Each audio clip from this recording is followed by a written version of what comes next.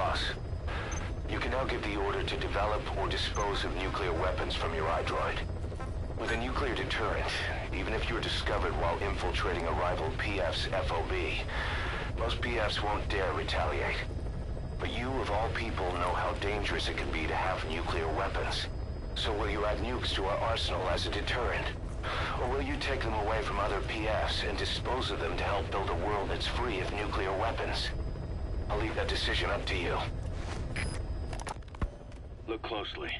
Those are the symptoms of the infection on Mother Base. The blisters on the body were full of tiny worms. Parasite larvae, most likely. But we couldn't find any adults. It doesn't seem to mature in the body, like a spargatum. We don't know the root of infection, or what causes symptoms to develop. The infection rate, along with the number of dead, are both on the rise. If we don't find the cause, and soon... Boss, do you remember seeing these symptoms before? The bodies floating around in the oil facility, the bedridden test subjects at the Devil's House? This epidemic looks just like what we've seen on our hunt for Cypher. It could be a counterplay by Skullface. That's insane. You mean they weaponize parasites? Parasites as weapons. That definitely falls under the Biological Weapons Convention, but it's something the world would never see coming. And no one's ever developed a vaccine for parasites. So this is the weapon of mass destruction Cypher was working on in Africa? It may be. But if it is, how do the Yellow Cake and Walker Gears fit in? There must be something bigger we're not seeing. Anyway, our priority now is to prevent more casualties. The medical team is studying the infection, but we can't treat anyone until we know the root cause. All we can do right now is halt the spread of infection. Remember before, boss? When Quiet attacked one of our guys on Mother Base, stuck a knife in his mouth. He's one of the very few soldiers who've had contact with her recently. Close contact. I don't think it's a coincidence that he was among those who became symptomatic pretty early on in this epidemic. Saliva and blood spatter, an open wound, mucosal infection. Whatever is causing this got inside him then. Miller, that is a baseless accusation. The source of the infection is Quiet. Everyone suspects her. We don't know that. And we've come across these symptoms before. The bodies in the water at the oil field facility, those sick people in the beds at the Devil's House. They're identical to what we've seen while we've been after Cypher. The infection could have come from elsewhere. But at the very least, she does know something. It's not like she's gonna talk. No, not through words anyway. But what about her actions? Quiet held a knife to that soldier back then, before he became symptomatic. There must have been a reason for that. A reason for shoving a knife down the throat of one of our men. What if she's capable of identifying who's infected? What if she was trying to stop the infection but couldn't communicate that to us? The answer to that, the source of the infection, might be in the mouths of the infected. You think there's some kind of clue in their mouths? I don't know. But maybe there's something about the mouths of those who've become symptomatic, something in common. Something their mouths have in common. Forget it. We can't trust her. Even if she can spot the infected, I don't want her help. I understand how you feel. But this is something to go on. Can't you see it's just like I said? Bringing her here was a big mistake. Quiet is gonna be the end of us. Stand down. You've got zero proof. Try to keep an open mind on this, boss. There has to be a way to identify who's infected. Where is she? You mean Quiet? In her cell, of course. Why did you send her out with the boss on that mission? She proved herself well enough, didn't she? The boss sure knows talent when he sees it. That woman will never be one of us. She's targeting him. Don't forget, we do owe her one. What's that supposed to mean? Remember what happened when she first got here? She shot down the aircraft Cypher sent after us. Not only that, she hit the cockpit. Who else could have done that? We're talking about a fighter jet traveling at Mach speed. What's your point? If she hadn't been there, the boss's chopper would be at the bottom of the ocean right now. Or it would have been followed right back to Mother Base. So let's say she does have some elaborate scheme in the works. If If you want to catch her in the act, all we can do is sit back and wait. On the other hand, if she swears allegiance to the boss like our other Fulton recruits, he couldn't ask for a better partner. She's got you fooled. I have eyes on her. If she tries anything, she'll regret it. We lose nothing either way. Boss, I have the report on that cargo we stole from Cypher's truck. The PF was transporting two things. The analysis of that malachite has come back first. Naturally, the main compound is copper.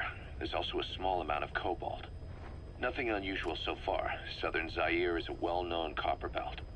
However, in addition to these, we also detected a trace amount of uranium. The content percentage, though, is too low for nuclear development. It most likely came from Shinkalobwe mine. That's where the uranium in that area comes from. The mine's closed, as all the high-purity uranium ore dried up a long time ago, but you could probably still find it there in small quantities. That said, there are plenty of other uranium mines that are in operation, like in Niger, Namibia, South Africa. Why go to an abandoned mine to scrape up whatever's left and ship it out in mass quantities without refining it? They were transporting that yellow cake too, which would suggest they have the technology to refine uranium. Anyway, that about sums it up. Unfortunately, the analysis of that yellow cake is taking a little longer. I'll let you know when it's done. Boss, sorry to keep you waiting. We finally finished analyzing that yellow cake Cypher was moving. There was nothing unusual about the composition of the yellow cake itself. Most of it was oxidized uranium, with the rest being impurities, various metals as well as traces of organic matter. What's interesting is the composition of these impurities. When we checked them against the impurities found in the copper ore, it was clear the yellow cake didn't come from Shinkalobwe, meaning they went to the trouble of mining two sources of uranium, then transported them together in different states.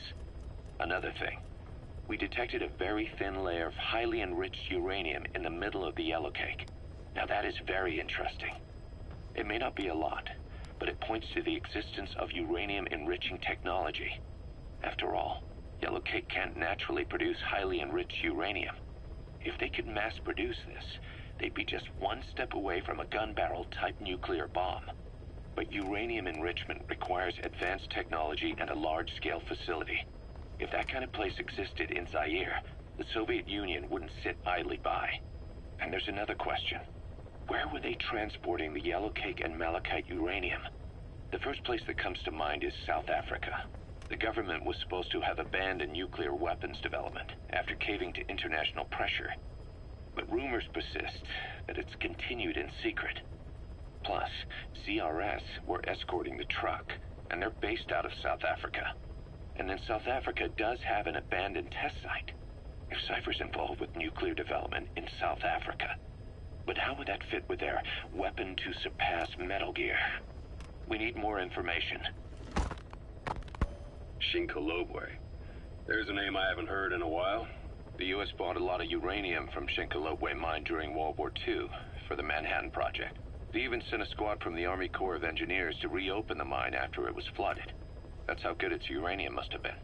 With that, the world's first nuclear test was a success. Shinkalobwe uranium might have been used in the Hiroshima and Nagasaki bombs too. Just hearing its name is like seeing all the phantoms of the war rise up to haunt us. But all the uranium's dried up, and the mine's been closed for years. So someone reopened it. Right. Zero-risk security seized control of the area and were forcing locals to work in it. And the Zairean government was getting a slice of what they took in exchange for looking the other way. Mobutu has to finance his tastes somehow. He'll gladly sell the rights to some old mine. The question is, why would zero-risk security do this kind of thing? Or rather, why were their employers, Cypher, interested in an abandoned mine? They'd be getting trace amounts of uranium, yet to the naked eye it appears to be ordinary malachite, meaning security would be lax. Not a very efficient way of obtaining it, but easier to move. But how would they enrich it at its destination? Did the yellow cake really have a layer of highly enriched uranium in it? Having trouble believing it? No. If they say it's real, then it's real. In which case, they might have some enrichment method that we don't know about. And this was to test it out? It's possible. And that would mean it's almost complete. Zero-risk security aren't as hardcore a military outfit compared to the other two PFs in this region. The company sends operators to conflict regions around the world, not just Africa. They have decades of combined experience. They're also based out of South Africa. Their headquarters is in Johannesburg. A lot of their work involves corporate security for South African companies, but a good number of their operators are retired South African military. So don't mistake them for a bunch of security guards.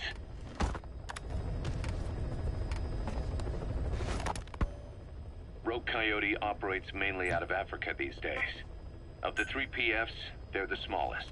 However, they scooped up most of the Rhodesian SAS after the country collapsed 4 years ago. Picture their entire organization as one big special forces unit. With Rhodesia a British colony, the Rhodesian SAS had its origins in 22 SAS Sea Squadron. They started out as a group known as the Southern Rhodesia Volunteers, but in '51 they were incorporated into 22 SAS as members of the British Commonwealth and deployed to fight guerrillas in the Malayan emergency. Even now, 22 SAS keeps the Sea Squadron designation empty in recognition of their service. In a way, you could say the SAS almost makes up the core of Rogue Coyote. Later on, they were bolstered by other talent, including former Cella Scouts and 32 Battalion. These guys are direct descendants of the best special forces in the world. They won't go down without a fight. Don't get careless. Kunganga Mine. A civil war's been going on in that region for the last 20 years. It's being fought by what are now two ethnic groups, the Buta and the Mbele. Originally, you could barely tell them apart, but the reason for the current armed conflict goes back to World War I. After the war, their land was colonized by a European power, and it decided to give local control to the Buta. That split the two groups into rulers and subjects, laying the foundations for an inevitable civil war. The friction between them remained even after they won independence from Europe. The Buta are holding on to power to this day, and the Mbele rebels continue to fight back. The conflict is funded by locally mined gold, rare metals, diamonds. They've used the money from those to arm themselves, buy oil, and even hire PFs. The Buta administration owns the mining rights to Kunganga Mine. But most of the laborers are Mbele, who they've taken prisoner. The product they've gouged out of their land is bought up by cheap Western corporations. And the civil war is fueled by the profits. That's how it goes. One country's people is split apart by another country.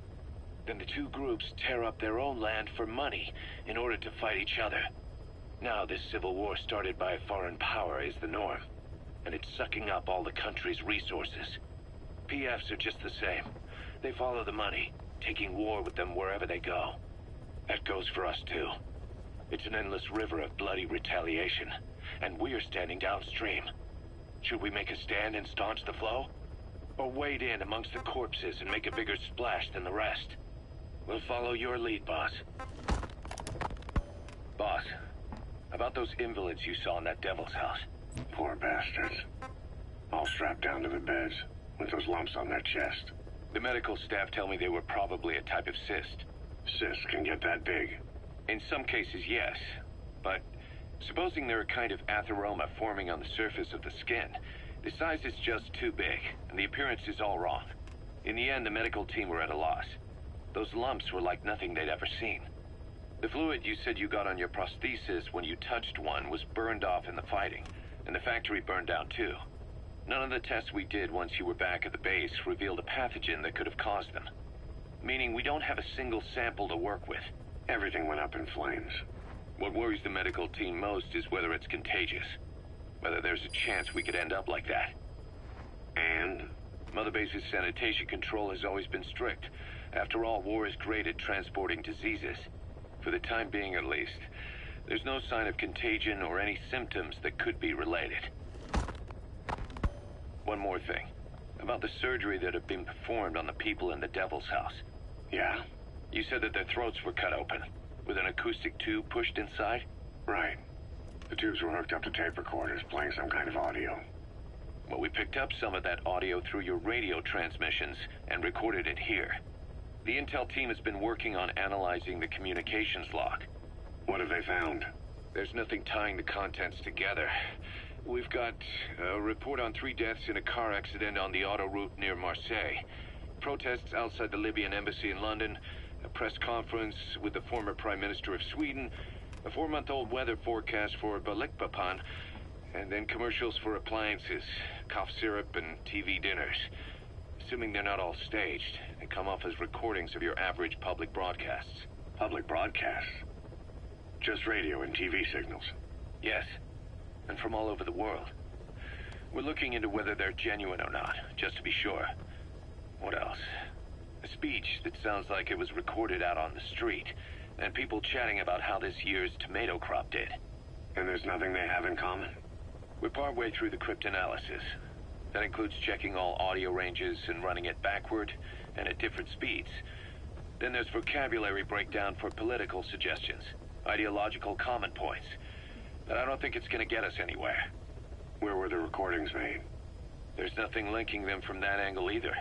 Just like you reported, we've detected virtually every major language there is. French, German, Italian, Spanish, including South American accents. Then there's Russian, Hindi, Arabic, Portuguese, Mandarin, Cantonese, Japanese. They're nothing if not thorough. Well, I don't know if we've got them all covered. Ignoring the ones that have gone extinct, supposedly over 5,000 languages exist today. Besides, English isn't one of the ones we picked up. Really? English? I know. Only 5% of the world's population is a native English speaker. But when you factor in those who've acquired it as a second language, nearly 1/3 of the people speak it. The world's dominant lingua franca. You gotta figure they had it somewhere among all the languages in that place. No English. Bear in mind, we didn't hear everything that was played in that room. We couldn't isolate the more distant sounds due to static, and the program could have been set to change every day. In a nutshell, for reasons unknown, people in that room with a common medical condition were made to listen to recordings in languages from around the world. It's not clear how the growths on their chests fit into it. It could have been treatment for them, or maybe an experiment of some kind. I'm guessing one person knows. Yeah, Skullface. He was there. The only thing we can say for sure is that he's involved. The White Mamba. Nyokayam Pembe. He's the commander of the kids based out of Wala Yamasa. As you know, contract forces of Africa were stationed at that village. Anti-government forces hired CRS to bring kids there from around Africa for training. But at some point, the adults with the PF started dropping like flies. This was right after we arrived in Africa. We don't know the cause. The kids ended up on their own. Must have been like fish out of water. Nothing to eat, no way to get back home. All the adults taught them was how to use a gun. Sure, they could shoot targets, but hunt for food? Not likely. They wouldn't have lasted long. Then the White Mamba showed up. He was faster and stronger than them, a better soldier, and he knew how to lead. I guess somebody wished upon a star, because their savior turned up like stardust straight out of the blue. The moment he arrived, the kids had their new commander. That was when they started attacking other villages. Word of the infamous White Mamba spread fast. But it isn't just his combat skills that got people talking. As you can tell from the name, he's the only light-skinned kid in the unit. Not to mention the blonde hair and the blue eyes. Not common in those parts. We have no idea where he came from or what he's experienced. The kid's a huge blank. But I'm sure you'll know him when you see him. One other thing. He's still a kid, so don't kill him. Be careful not to hit him with anything lethal. Not even a flesh wound. Our mission objective isn't just suppressing a bunch of militants. This is a DDR operation of the kids in that unit. DDR stands for disarmament, demobilization, and reintegration. Disarmament is obvious. We take their weapons off their hands. The demobilization part means dismantling their military organization to ensure they can't arm themselves again. To do that, you need to capture the unit's commander and have him order his men to disband. In this case, the commander is the White Mamba. There's nobody above him, so he's all we need to grab. Finally, reintegration. Through education and occupational training, we give them a means to live besides war. A lot of kids born in a war zone don't know any other way to live. So before they find themselves back there, we teach them another skill. I'd like to establish this rehabilitation process at Mother Base. That's why we're bringing those kids back here. It's not so much for their sake. It's for the world that we're trying to create. No other way about it. Those kids are amateurs. Bad for business to have them running around where we're trying to work. Bring them all back if possible. Or as many as you can.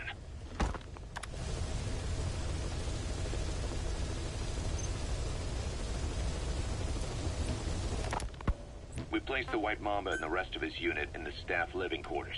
How's that going? It's a disaster, but what else can we do? We've taken away his weapons and banned him from using his nom de guerre. Apparently his real name is Eli. He must feel like we stripped him of his whole identity. We'll let things simmer down.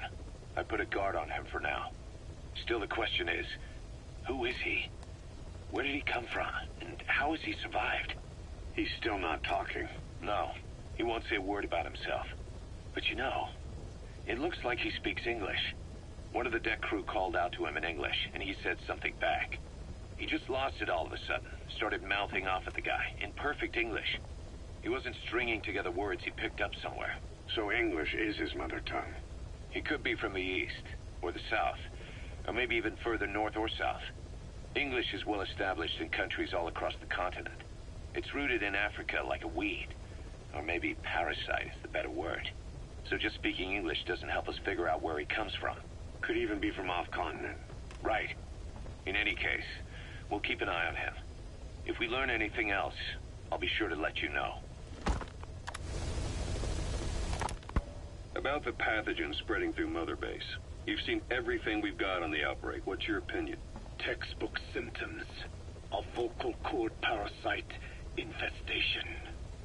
And judging from this casualty list, it is the Kikongo strain, meaning a breed of parasite that triggers symptoms upon detecting pronunciation specific to Kikongo. So our Kikongo-speaking staff are at risk? Quite so. He's right. All the victims do speak Kikongo. So they can survive if they just use another language? There is no guarantee. You're only dealing with the Kikongo strain. Other language strains may be present. You well know he was teaching them languages from all over the world.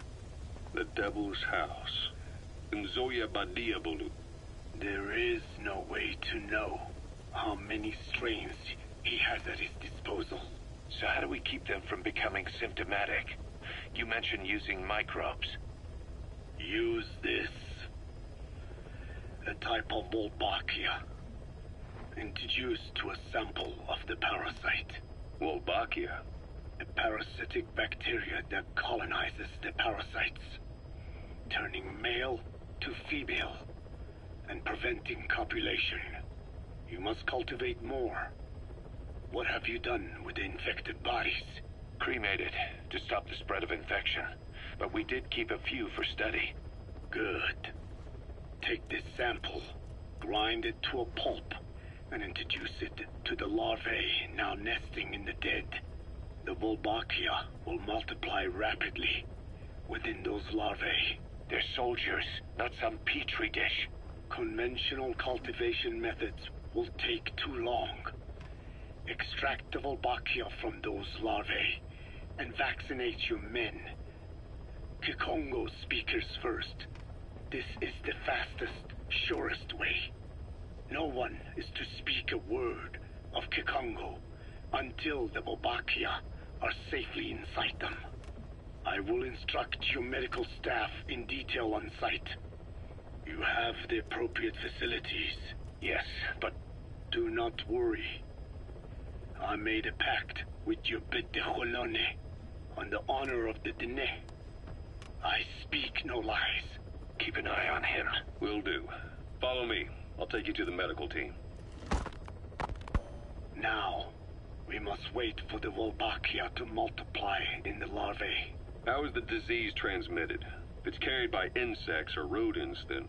There is no intermediate host. So... The vocal cord parasites lay their eggs in the larynx of the host. Most hatch and migrate to the lungs, but some are transported to the mouth through ciliary movement. mixing in with saliva. Saliva. Droplet transmission. Sneezing, coughing. Any food or water containing infected saliva. It would spread fast. Indeed.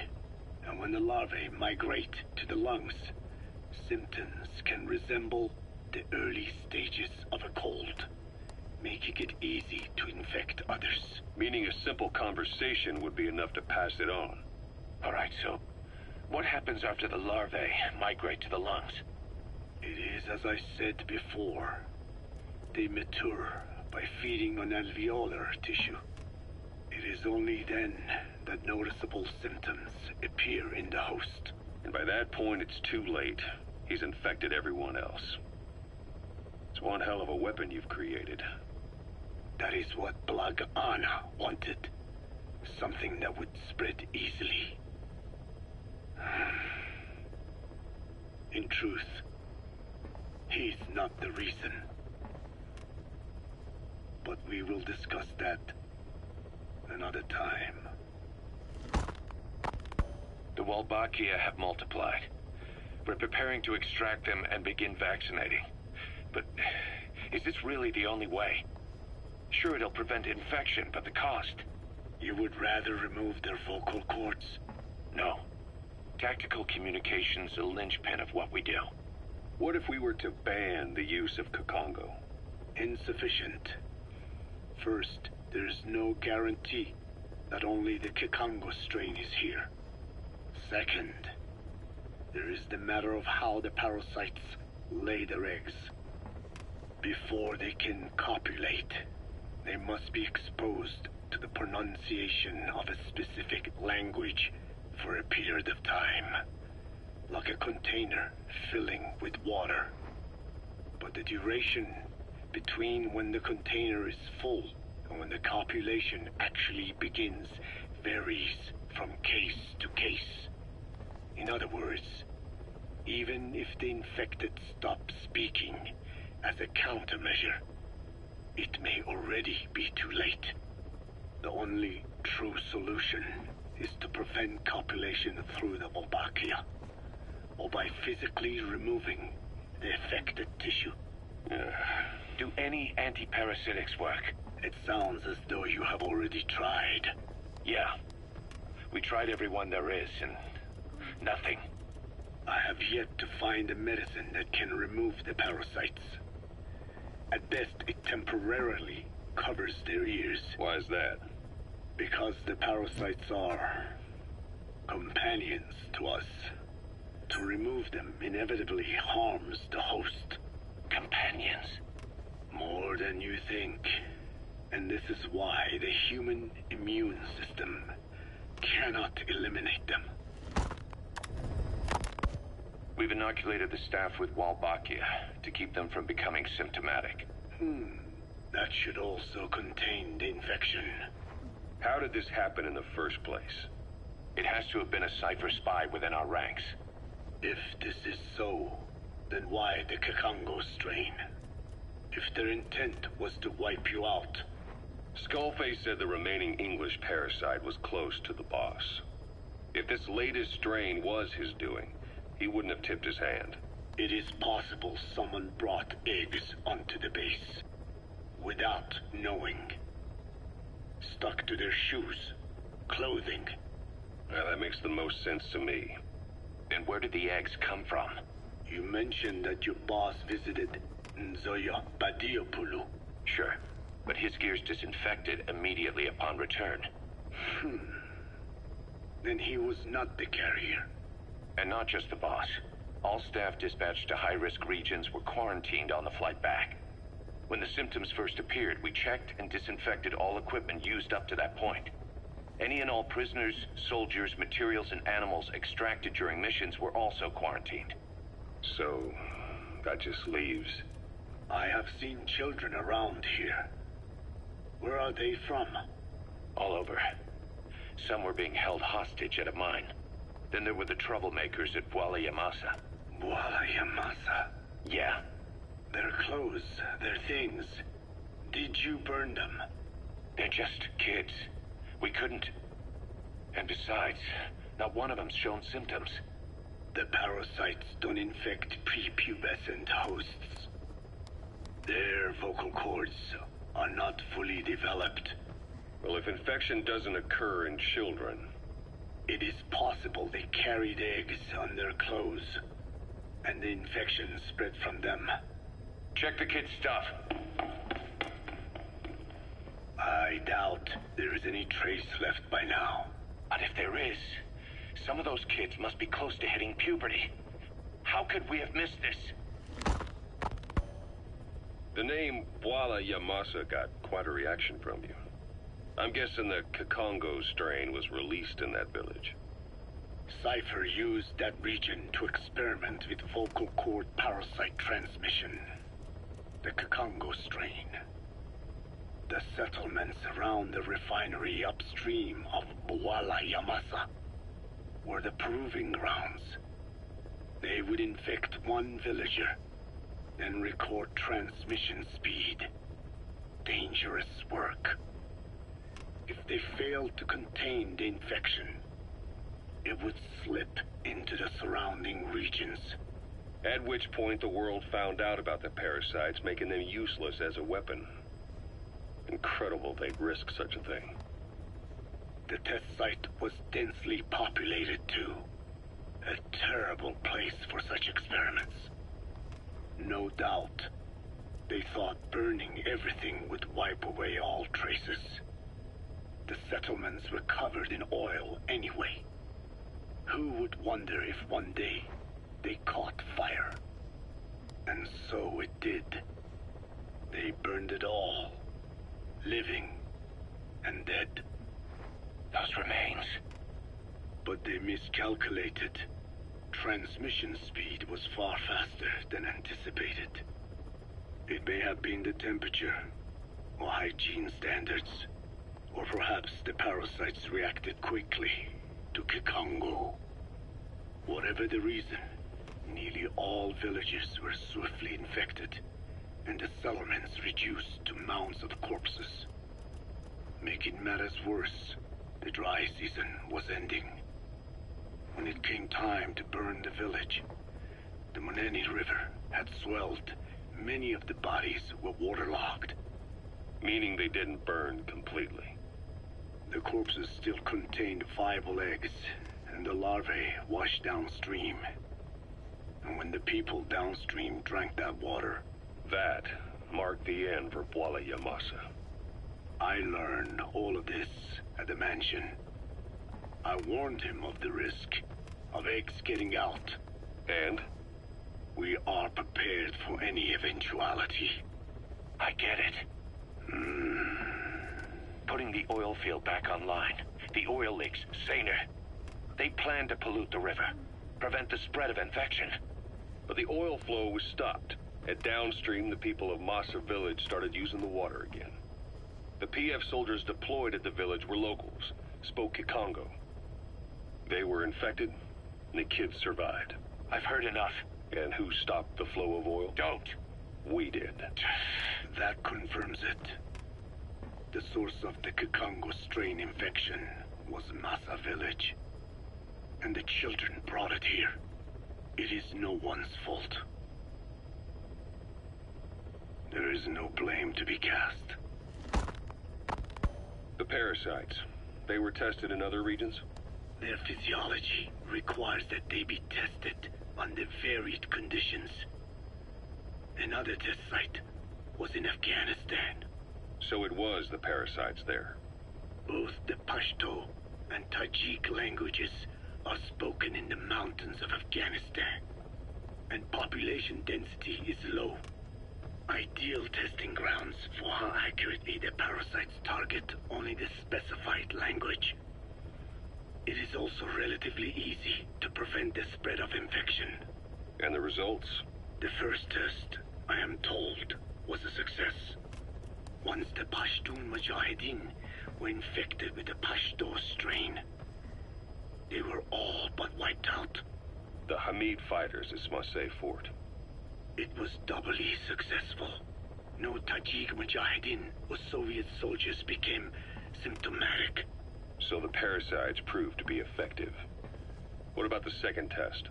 Also supposedly a success. A Pashtun village was the target. However, the original aim was to obtain samples of the infected. In this, they failed. And the village? The Soviets enacted a standard scorched earth operation. That must have been the village where Malak lived, before being held captive at La Marjate Palace. Having had more time to think on it, the details shared with me may have been false. They are madmen who would do anything to cover up the truth. They certainly seem to like tossing their problems in the fire. As a boy, Skullface's life went up in flames. Perhaps that is what fuels his fixation with fire. Your Wolbachia stopped the infection all right, but I still don't get it. How can a few bacteria change males to females?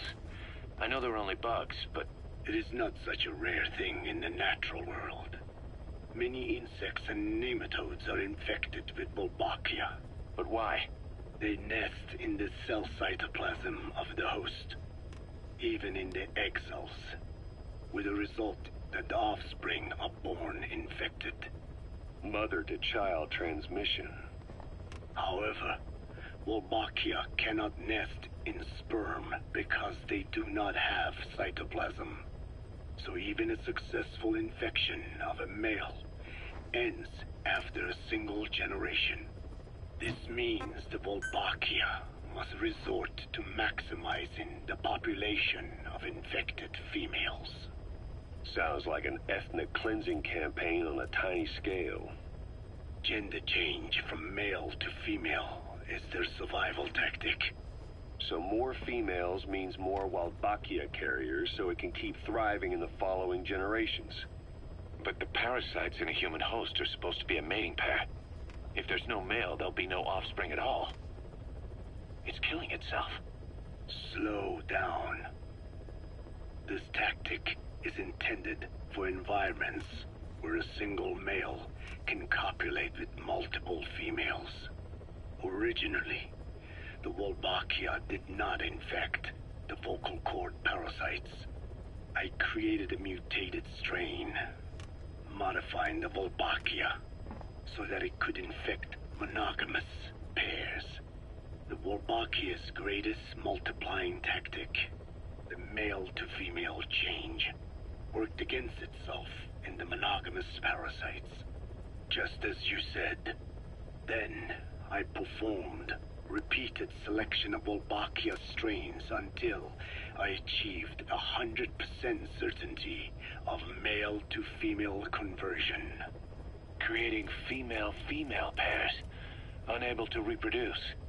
And you say the Wolbachia affects the host of the host, that is, us, cutting off our means to reproduce? It is almost certain. Of course, we will not turn female. After all, mammals possess no natural gender-changing function. But some Wolbachia strains can cause cytoplasmic incompatibility in the host. Is that some cell deformity? Put simply, it means the altered sperm of infected males kill the female's egg on contact. And that's happened to us? Yes. And yet, what occurs in humans is not just simple CI. To date, there are no cases of Wolbachia affecting humans. The fact that this strain causes this effect, is it the vocal cord parasite's affinity with humans? I do not know enough to say for sure. So the parasite warps the host. Reminds me of what Skullface said. It is the way of all organisms to create their own optimal environment. Just look at you and this base. Organisms that cannot do this are doomed to extinction. The difference with parasites is that their environment is another organism. That creates a connection between life and life. Parasitism, symbiosis, or death.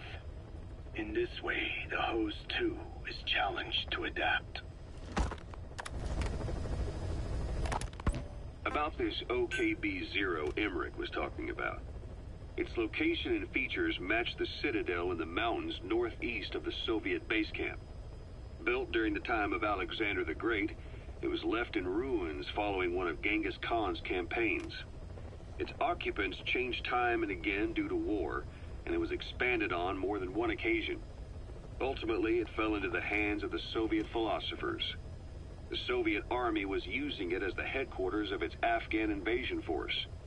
But it would seem that Skullface's connections with the philosophers gave him license to develop Sahelanthropus there. And that's what Emmerich was doing at the place, before he got the axe. But OKB is a designation the Soviets use for weapon design bureaus. There's no way they'd have one of those in Afghanistan. And, in principle, the numbers that follow OKB are always integers above 1. There is no 0. Perhaps this was a secret facility of the Soviet and Chinese philosophers dating back prior to World War II. Though it's more likely Skullface just picked a fake name that more or less fit the Soviets' pattern. He doesn't go there often, but he sure as hell won't miss this. They use the heliport on top of the tower for his visits. Start by heading for the heliport. Then wait for your chance to make contact with Skullface. It seems Sahelanthropus's armor is made from depleted uranium. That offers some serious protection. The U.S. military is planning on using it for its main battle tanks, too. Maybe that's where Emmerich got the technology. Uranium? They're using nuclear fuel for armor now? No. What they use for nuclear fuel is uranium-235, which is extracted from natural uranium. Depleted uranium is a byproduct of that process. Sort of like the leftovers, I guess. The garbage. Uranium-235 makes up 0.72% of natural uranium, whereas depleted uranium contains only 0.2%. What are the benefits of using it for armor? It's a pretty short list. Uranium's a heavy metal, like lead, meaning it can hold a greater amount of kinetic energy. But it also boasts a hardness closer to tungsten. That makes it an ideal material to use for, say, armor-piercing ammunition penetrators. But it's not the best choice for armor. Its volume is less than that of ceramics, but for an equal weight, you could end up with less protection. So why use it then? According to Emmerich, it came down to him being unable to source ceramics technology from a manufacturer. Plus, given that it's an upright walking vehicle, he wanted to reduce the bulk of certain areas. Despite all that, depleted uranium still makes for some tough armor, and Emmerich says it's been proven in live fire tests. It stops most Soviet tank shells.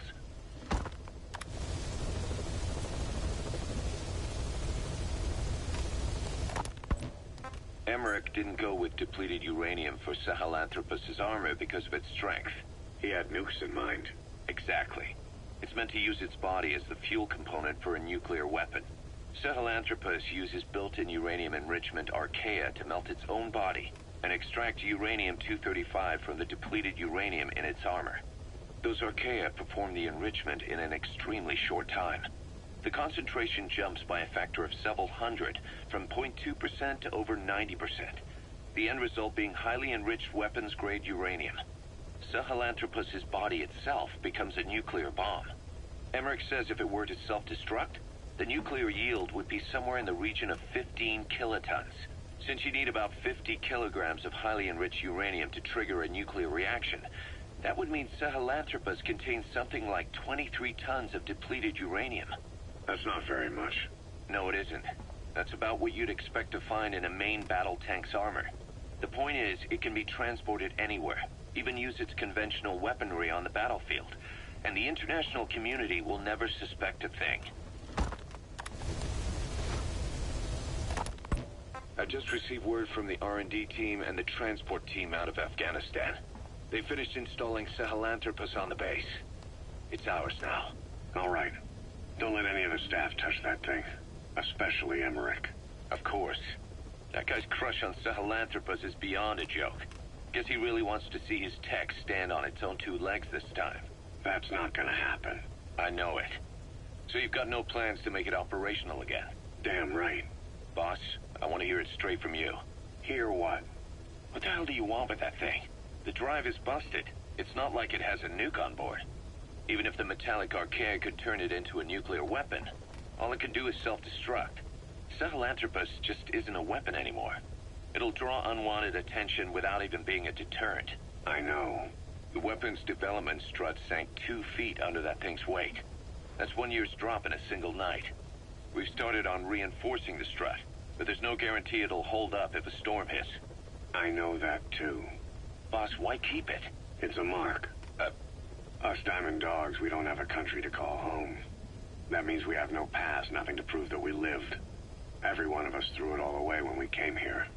Sahelanthropus is a symbol to show that the likes of us brought at least one crisis to its end. A mark in history. So we can't just fade away. It's of no practical use to us. But we still need it. A symbol of what we've done. I'm glad I sounded you out on this. Snake, on behalf of all of us, I want to thank you. I don't need gratitude. I need security. Keep Emmerich away from that thing. Roger that. Code Talker, what are the metallic archaea? Volcanic craters spewing sulfur. Water hot enough to boil your skin off. Ocean depths of 800 plus atmospheres. Wastelands radioactive enough to kill you where you stand. There are groups of organisms that survive despite. No, because of living in such environments. I've heard about them. Extremo something. Extremophiles. By selecting certain species, then subculturing and repeatedly modifying them, I created a metallic offspring of pure archaea. They subsist on metals rather than organic matter. And some of them even consume uranium? Yes. Uranium enrichment archaea metabolize only uranium-235. As a result, they produce weapons-grade enriched uranium. How is that possible?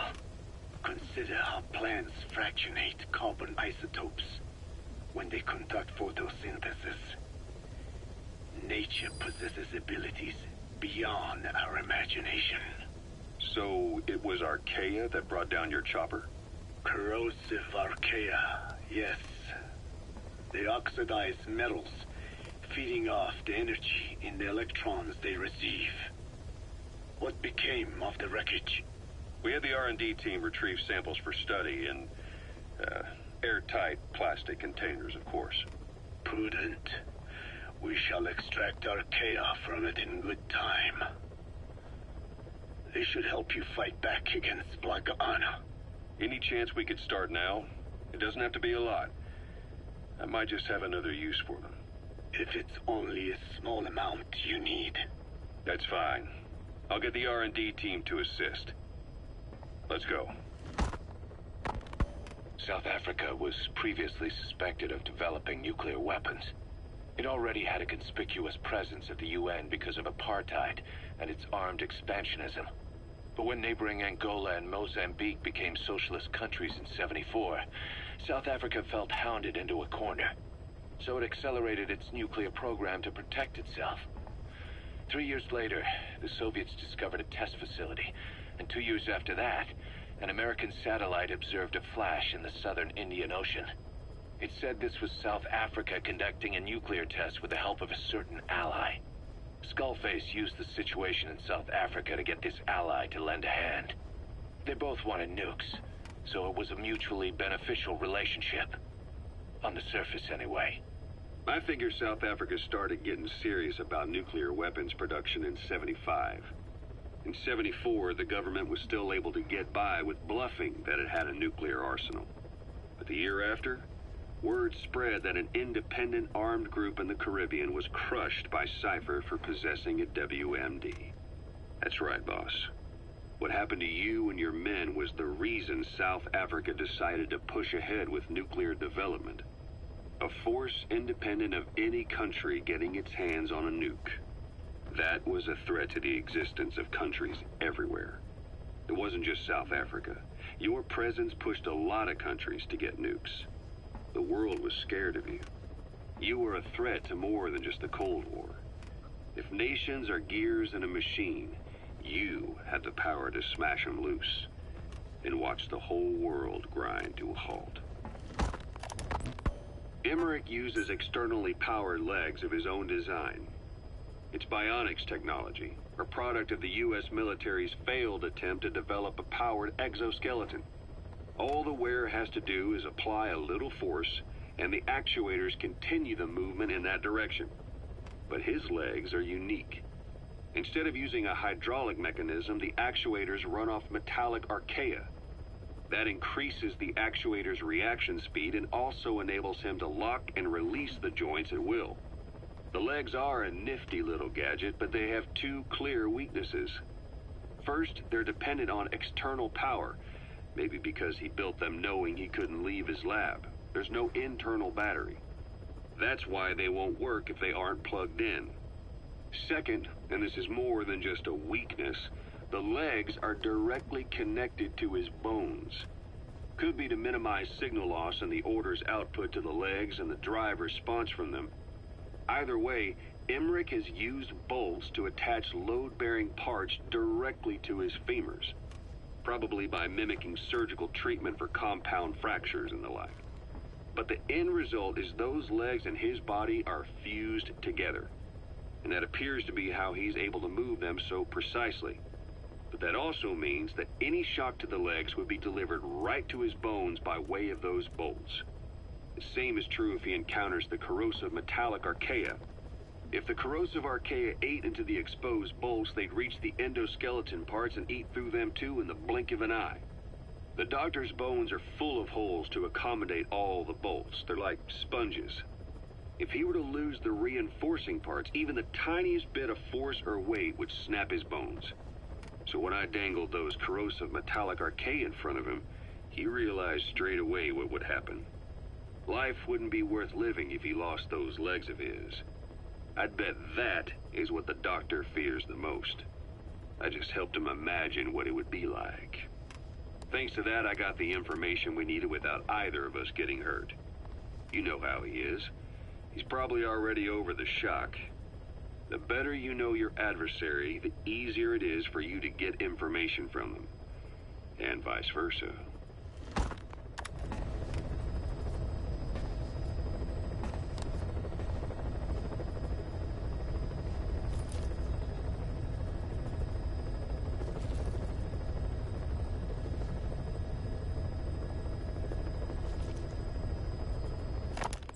You said that the nuke Skullface was trying to spread around the world were equipped with a failsafe.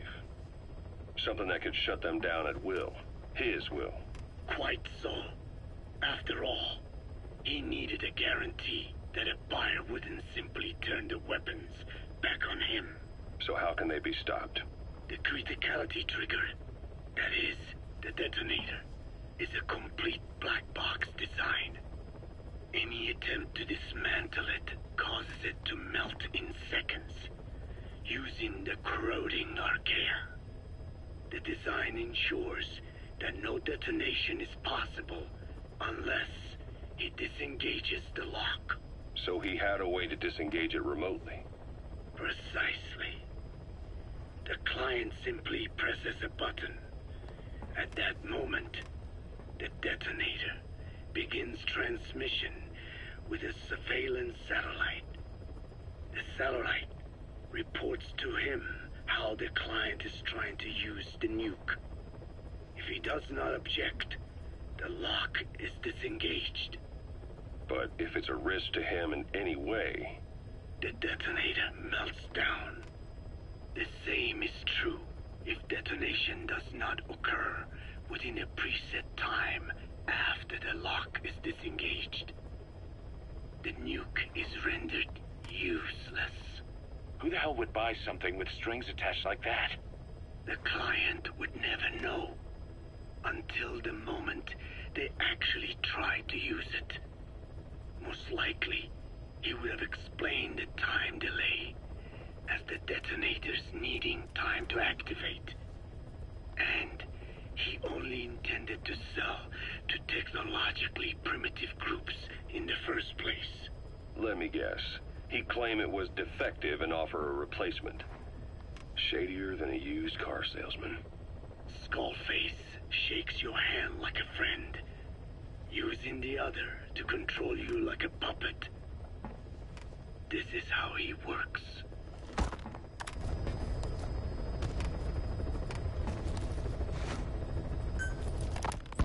Code Talker. Haven't seen you eat a single thing since you got here. Let me guess. Photosynthesis? Oh? What makes you say that? Well, a long time ago, I knew someone with a similar ability. Well, you are correct. Most of my body is covered with parasites. I supply them with water, and in return, I receive sugars they produce when exposed to light.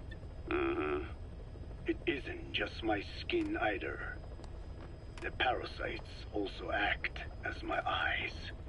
They have replaced many of my internal organs as well. It is thanks to them that I live on after over a century. How did you obtain them anyway? Through your research? I would like to say as much, but there is more to it than that. Let me take you back 20 years. I had hit a dead end with my parasite research. Then I was approached by a foundation. They said they had a sample of an unusual strain of parasite. Which foundation? Apparently, they had links to ARPA. But that is all I learned. I was somewhat ignorant of the ways of the world. Just being able to study it was enough for me. Yeah, I've heard that before. Go on. Half in doubt, I visited them to discover the body of an old man. Well, to be precise, his partial remains. A collection of parts, you could say. The man had died in an explosion. An old man, you say? His flesh had not decomposed. In fact, the tissue's cells were still metabolizing. The parasite had infected, or should I say assimilated with, the tissues, and was keeping them alive. I became obsessed with studying the body parts, foregoing food and even sleep. Every day was filled with new discoveries. The parasite's biology, internal anatomy, life cycle. But there was only so much I could learn through observation. And so I made a decision. To truly know the parasites, I had to live with them. So, you implanted them inside you from the dead man's flesh? Correct. It was quite a gamble, whether or not they would adapt to me. But fortunately, it appears I was compatible with them. Or perhaps, through my many years of research, my immune system learned to tolerate them. Were they that body's only parasite? Yes. However, there was a separate specimen that supplied its host with adrenaline in response to pain, and yet another that could control insects at will through secreting heterogeneous pheromones. I wanted exposure to them, to take them into me, but my wishes were denied. Their records, though, provided clues that helped advance my research. Would you care to join me? A life spent never worrying about food is a most wonderful one. I think I'll pass. But thanks. This has been helpful.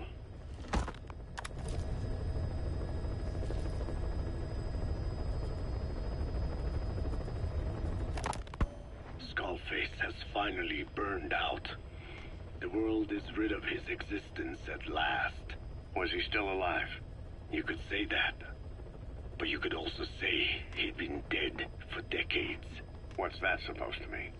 Biologically speaking, it's hard to say how much was his life. Side effects from the treatment? No. The primary effect. keeping a dying host alive as long as possible. That is the whole point. But in the end, he grew too dependent on his children. As if he had any other way to keep on living. He first underwent parasite therapy before the Soviet Union became his home. His body was horribly burned. Fire washed across his thin young frame and stole his skin and his throat, even his lungs. Only through repeated therapies could the parasites keep him alive. Most of his life became something the parasites gave to him.